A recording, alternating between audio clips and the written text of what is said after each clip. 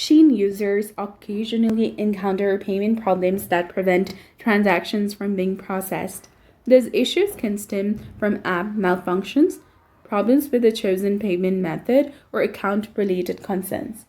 So, the common reasons and solutions are the payment method not being supported.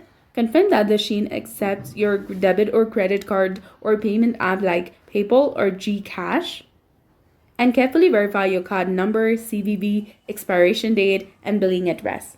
The billing address must precisely match the address associated with your card. And your bank might be blocking the payment as security measure. So contact your bank to authorize the transaction or verify that you have sufficient funds. And if you're using a browser, you can clear your cache and cookies. And if you're using the app, go ahead, tap and hold on to this application. Tap on the eye icon in the top to go to app info. Scroll down, tap on storage, and then click on clear cache. You can also try logging out of your Shein account and then log back in. Also ensure that your account is verified and active.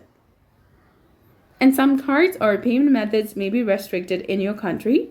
So consider using PayPal, virtual cards, or different payment gateway.